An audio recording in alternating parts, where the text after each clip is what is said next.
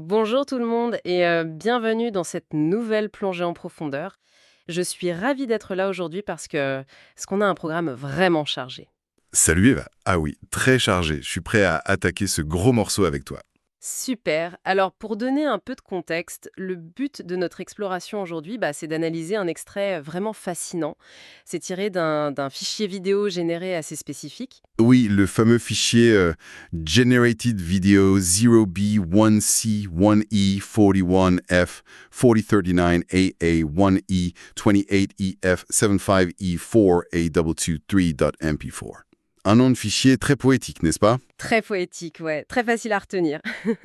Mais blague à part, notre mission avec ce fichier, c'est de comprendre comment une seule phrase, juste une petite ligne de métadonnées rattachée à cette vidéo, parvient à capturer en gros l'essence même des tendances visuelles de l'année 2026. Exactement. Et le contexte est crucial ici. On est en 2026. Et l'animation, la génération vidéo, tout ça a atteint un vrai point de bascule. Un séisme, ouais. Totalement. Ça a créé un standard visuel tellement puissant que aujourd'hui tout le monde tente désespérément de le reproduire. C'est devenu l'obsession de l'industrie. C'est fou, hein. Bon, décortiquons un peu tout ça. Cette fameuse phrase, l'extrait qu'on va analyser, il dit exactement ça, je cite, « Vérifier l'influence 2026, de la forêt de Pandora au mix cyberpunk, la maîtrise visuelle les a tous poussés à courir après ça. » Voilà, c'est super dense. C'est très dense, oui. Et ce qui est intéressant, c'est de poser le cadre d'emblée. Les mots qui sont choisis dans cet extrait y dressent en fait la carte d'un tout nouveau territoire esthétique. C'est pas juste des mots en l'air. Ouais, c'est un diagnostic, quoi. Et honnêtement, pour quiconque écoute aujourd'hui, quiconque consomme des médias, des films, des jeux vidéo ou qui s'intéresse juste à la culture visuelle, comprendre cet extrait, c'est vraiment comprendre la direction que prennent toutes nos interfaces, quoi. Et tous nos divertissements, oui. Si on veut savoir ce qu'on va regarder demain, il faut comprendre ce fichier. Bon, alors rentrons dans le vif du sujet avec la première partie de cette phrase. On parle d'un grand écart esthétique de dingue, de la forêt de Pandora au mix cyberpunk. Ah, ce passage, oui, c'est le cœur du sujet pour comprendre ce que tout le monde poursuit, ce fameux chasing. Il faut vraiment examiner ce spectre créatif immense qui est mentionné. Grave, parce que on passe de l'organique absolu, la jungle extraterrestre foisonnante, au synthétique total, la ville dystopique, froide. C'est comme de la fusion culinaire de l'extrême, tu vois. La fusion culinaire. Ouais, genre, c'est comme essayer de mélanger de l'eau et de l'huile pour créer une émulsion parfaite, tu vois. D'un côté, t'as cette nature bioluminescente de Pandora, ce côté extraterrestre hyper vivant, et de l'autre, la rudesse, les néons, la technologie super froide du cyberpunk. Et je me demande comment ces deux extrêmes peuvent carrément cohabiter dans la même référence visuelle. Ce qui est fascinant ici, c'est que la source ne choisit pas de camp. Le modèle génératif englobe tout le spectre, sans transpirer. Sans transpirer, c'est le mot. Oui, parce qu'historiquement, faire de l'organique, genre des feuilles qui bougent au vent, la lumière qui traverse la peau, c'est ce qu'on appelle le subsurface scattering. C'est le chaos biologique. C'est super dur à calculer. Ah ouais, les trucs translucides, la lumière qui rebondit à l'intérieur de la feuille, tout ça. C'est ça. Et à l'inverse, le cyberpunk, c'est des mathématiques rigides. C'est du ray tracing pur. Des néons qui se reflètent sur des flaques d'eau planes, du métal. Avant, il fallait des outils et des artistes différents pour faire ces deux choses. Genre un spécialiste des monstres gluants et un autre spécialiste des voitures futuristes, quoi. Exactement. Mais là, la capacité à générer des mondes, ça va de l'utopie écologique à la dystopie technologique avec exactement la même aisance. Le modèle, il navigue dans son espace latent de manière super fluide. Donc ça veut dire que l'algorithme, il n'a pas de spécialité. C'est le couteau suisse ultime. Le couteau suisse absolu. Et c'est ça qui définit 2026. Mais ça ne s'arrête pas au thème. Ce n'est pas juste le choix entre Pandora ou le cyberpunk qui compte. Non, c'est l'exécution. Exactement. Le spectre thématique n'est rien du tout sans ce que l'extrait appelle la maîtrise visuelle. Ah, terre. C'est là que ça devient vraiment intéressant.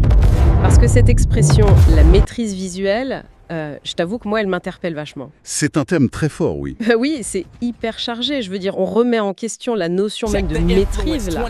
Est-ce qu'on parle juste d'une perfection dans le rendu des pixels ou est-ce que c'est une vraie vision artistique globale qui permet de lier tous ces univers générés? Parce qu'à la base, la maîtrise, c'est humain. non? C'est une excellente réflexion. Si l'on relie cela à une perspective plus large, on réalise que la maîtrise visuelle dans cette vidéo générée représente le nouveau standard absolu. Un standard, ouais, mais est-ce que l'IA a vraiment une maîtrise? Elle fait juste des statistiques, non? Bien sûr, c'est des probabilités mathématiques, mais pour l'œil du spectateur, le résultat est indiscernable de la maîtrise humaine. Avant 2026, l'objectif c'était juste que l'image soit cohérente, que les personnages ne marchent pas à l'envers. Oh mon Dieu, les fameuses mains générées par IA avec genre 7 ou 8 doigts fondus ensemble, on s'en souvient tous de ça. C'était notre quotidien. Mais là, ce stade est largement dépassé. Ce n'est plus juste une question de faire beau ou anatomiquement correct. C'est une exécution si irréprochable qu'elle redéfinit ce qui est possible de voir à l'écran. La machine simule des choix intentionnels de cadrage, de lumière, de grains de pellicule. Ok, donc même si c'est qu'un calcul statistique, le rendu final est tellement parfait que ça évoque de l'émotion, de l'intention artistique. Et le marché appelle ça la maîtrise. C'est tout à fait ça. Et puisque cette maîtrise visuelle couvre tous les styles, de Pandora au cyberpunk avec une perfection absolue, logiquement, elle a déclenché une réaction en chaîne. La fameuse course-poursuite. Voilà. C'est la dernière partie de notre phrase. Vérifier l'influence 2026. Les a tous poussés à courir après ça. Alors, qu'est-ce que tout cela signifie au fond? Parce que quand ils disent les a tous poussés, on parle de qui là? Qui sont ces tous qui courent après cette tendance? Les concurrents, les créateurs indépendants, les gros studios d'Hollywood? Tous ceux que tu viens de citer, toute l'industrie créative sans exception. C'est fou. Moi, ça me fait penser à la course à l'espace, tu vois. Genre, quelqu'un, ou plutôt une IA ici, a planté un énorme drapeau esthétique sur la Lune, et maintenant, tout le monde sur Terre construit des fusées en panique totale pour essayer d'y arriver aussi. C'est une très bonne image. Cela soulève une question importante justement sur ce phénomène de poursuite. Quand une influence est si forte, si parfaite en 2026, qu'elle dicte la norme à ce point, le reste du monde créatif est instantanément relégué au rang de suiveur. Ouais, t'es plus un pionnier, t'es juste en train d'essayer de rattraper le train en marche, quoi. Exactement. Et les dynamiques de marché implicites dans cette simple phrase sont brutales. L'innovation technologique a créé un leader invisible, ce standard génératif, et ça force tous les autres acteurs à s'adapter ou à périr. Ah ouais, s'adapter ou périr, carrément.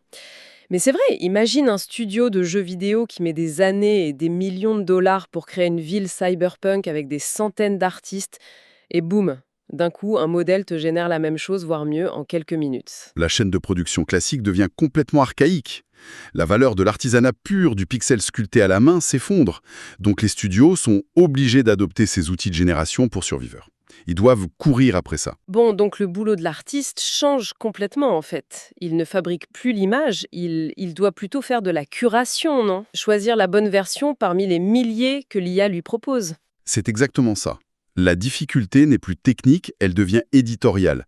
Comment forcer l'algorithme à faire exactement ce qui sert ton histoire sans tomber dans un standard lisse et sans saveur? Et c'est un énorme risque, ça, l'uniformisation. Si tout le monde court après la même perfection algorithmique, est-ce qu'on ne va pas tous finir par regarder exactement les mêmes images, juste un peu réarrangées? C'est le grand paradoxe de cette démocratisation de la perfection, oui.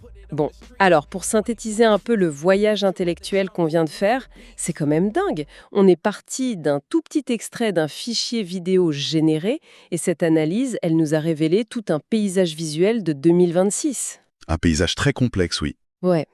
Défini par un spectre énorme allant de la nature luxuriante, organique de Pandora à la ville dystopique du cyberpunk.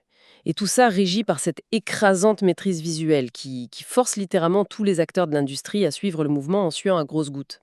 C'est le résumé parfait. La machine est devenue le pinceau par défaut de notre époque et on ne peut plus l'ignorer. Et la prochaine fois que les esprits curieux parmi ceux qui nous écoutent poseront les yeux sur un média visuellement époustouflant, genre une image presque trop parfaite, ils pourront y voir les traces de cette fameuse influence 2026. Et pourront reconnaître cette course à la perfection, oui, ce chasing dont parle la vidéo. Grave. Mais d'ailleurs, avant qu'on se quitte, j'ai une pensée un peu provocatrice qui me trotte dans la tête avec tout ça. Ah, je t'écoute.